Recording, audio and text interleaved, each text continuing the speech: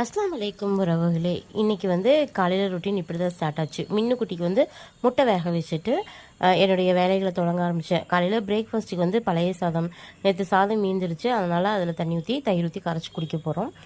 உடம்புக்கு ரொம்ப குளிர்ச்சி. வாரத்தில் 2 தடவையாவது இந்த வெயில் காலங்களை நம்ம சேர்த்துக்கிட்டோம் அப்படின்னா நம்ம வயிற்று கூலிங்காக இருக்கும். பிரேக்ஃபாஸ்ட் எடுத்துகிட்டு கீரை சுத்தம் பண்ண உட்காந்தேன்.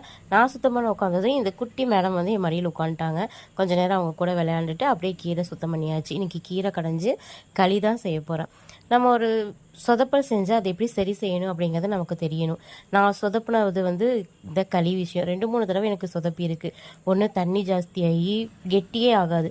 ஃபஸ்ட் டைம் செய்யும்போது நான் தண்ணி அளவு தெரியாமல் ஊற்றிட்டு நானும் கிண்டுறேன் அது கெட்டியே ஆகலை. அதுக்கப்புறம் என்ன செய்கிறதுன்னு யோசிச்சிட்டே இருந்தேன்.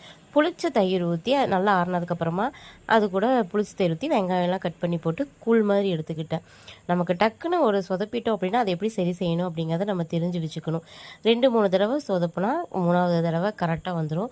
இப்போ பார்த்திங்க அப்படின்னா கரெக்டாக களி எப்படி செய்கிறது அப்படிங்கிறத நான் 2-3 தடவை தப்பு செஞ்சு தான் நான் கற்றுக்கிட்டேன். இப்போ கரெக்டாக ஆகிடுச்சு. நாங்கிறதுனால கொஞ்சமாக தான் செஞ்சேன். மீதம் இருந்தாலும் கூட காலையில் கரைச்சி குடிச்சிக்கலாம் அப்படின்னு சொல்லிட்டு இப்போ பார்த்தீங்கன்னா கரெக்டாக வந்திருக்கு. நான் கீரை வேக வச்ச தண்ணியை உப்பு பெப்பர் போட்டு சூப்பு மாதிரி குடிச்சிட்டு நல்லாயிருக்கும். கருவாடு ஹஸ்பண்டுக்காக செஞ்சேன். ரொம்ப நாளாக கேட்டுகிட்டே இருந்தார். ஆப்பத்துக்கு மாவு ஆட்டி வச்சாச்சு. நாளைக்கு வீடியோவில் பார்க்கலாம். பாய்.